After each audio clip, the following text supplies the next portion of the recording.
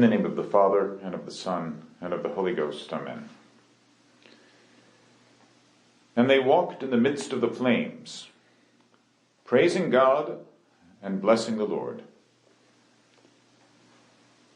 My dear flock, I greet you on this Easter morning from the Priory House Chapel dedicated to St. Michael.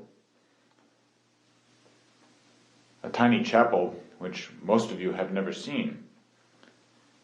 You might say that I am making this as my station this morning before proceeding to the celebration of Solemn Mass for Easter in our dear Church of St. Mary's Oratory. The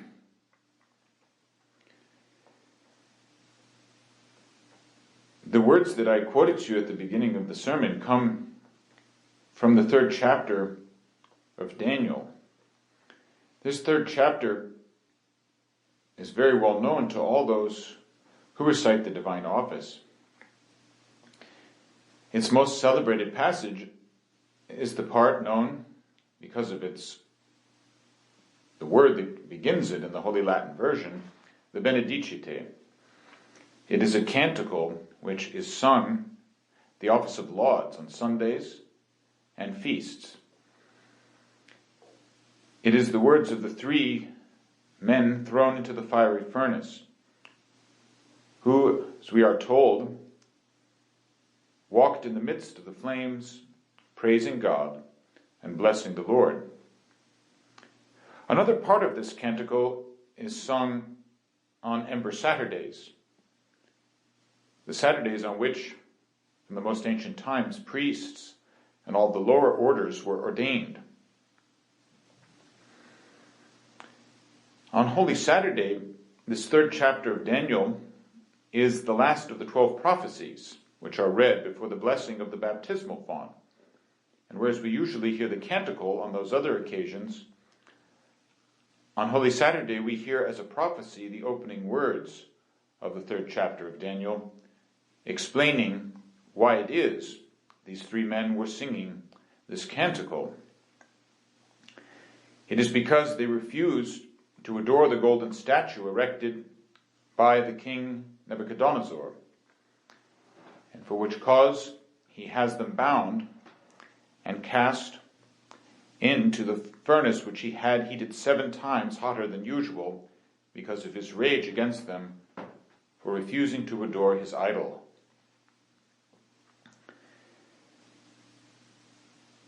All of the 12 prophecies speak especially to catechumens of the grace that they are about to receive in baptism.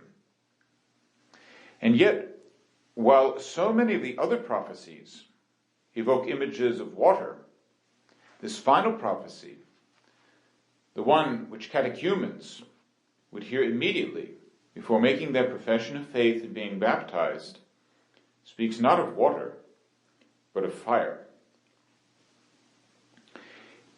In the first 3 centuries of the Church, those who were baptized or who received holy orders were reminded on the day of their baptism or ordination that they would soon be martyred.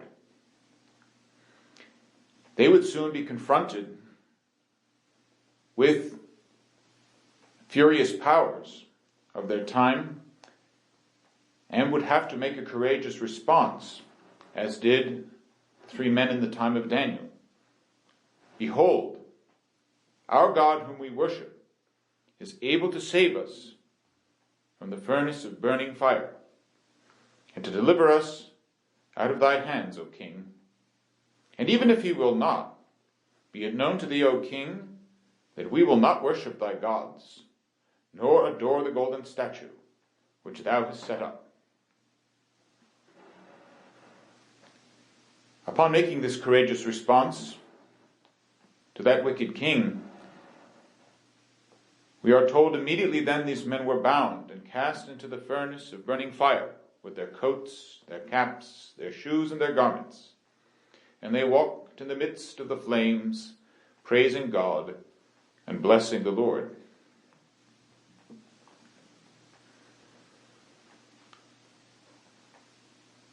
When we have the grace to celebrate this solemn liturgy of Holy Saturday, to begin our Easter joys, we are reminded that there has never been anything safe about being a Christian. Did not our Lord himself tell us, "The day is coming when anyone who kills you will think that he is doing a service to God"? How much easier this is if the world has made a God out of a passing earthly good, our false god du jour being safety. At this moment we are told very solemnly from the secular pulpits that life is never going back to the way it was before. The top public health authorities tell us we shall have to abolish the handshake. Well, whatever. I guess we can go back to bowing or something. But that's not the point. Do we Catholics really want things to go back to the way they were before? If the new ideology of social distancing means we shall never again have people crammed into satanic concerts and other lewd performances, I will not be the first to shed a tear, unless one of joy. Let us not forget that the liturgy we celebrate during Holy Week, the one which we have had to live stream to all of you, was forged in the earliest years of the Church, in a time when she was as yet in the catacombs.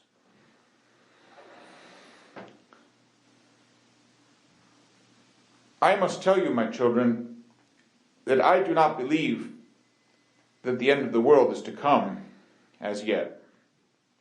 I believe in the promise of Our Lady of Fatima that after these dark times we shall be granted a period of peace. What peace could that be? Not the peace that the world can give. No, only the peace of Christ. It is now finally on Easter Sunday that, after having suspended the sign of peace which we have in the solemn liturgy, we recover it now, and once more the sacred ministers exchange this sign of peace which comes not from men, but only from the altar of Christ, on which the sovereign sacrifice was made not for the safety, but for the salvation of the world. What more urgent time is there than this, to render public worship to Him who is able to raise up our disease-ridden bodies? Our commonwealth is in heaven, says St. Paul, from whence we await a Savior who will change our lowly bodies to be like His glorious body, by the power which enables Him even to subject all things to Himself. If now you are risen with Christ, says the Apostle, seek only the things that are above, and not be any more mindful of the things of earth. In this world we shall only have tribulations, but our Lord tells us, have confidence. I have overcome the world.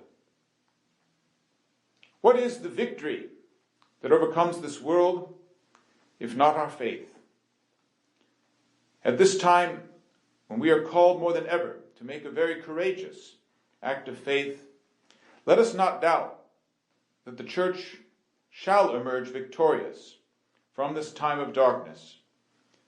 Things will not go back, ever, to the way they were before.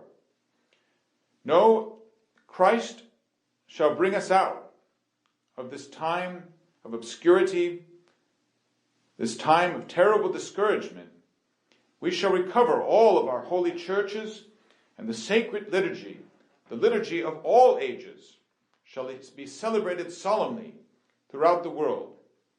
Even if we have times of terrible persecution to come, that will not impede us from giving due worship to God in the way He has ordained, just as we did in the first 3 centuries of the Church, when the persecutions were the most ferocious. Let us place then all of our intentions before our Blessed Lady, the first to lead us in rejoicing. This is why we sing that beautiful hymn, the Regina Caeli, a hymn which, according to tradition, came from a time of plague and the time of St. Gregory the Great, in which the people then sang in thanksgiving. Queen of heaven, rejoice, Alleluia, for he whom thou didst merit to bear, Alleluia, has risen as he said, Alleluia. Pray for us to God, Alleluia. In the name of the Father, and of the Son, and of the Holy Ghost, Amen.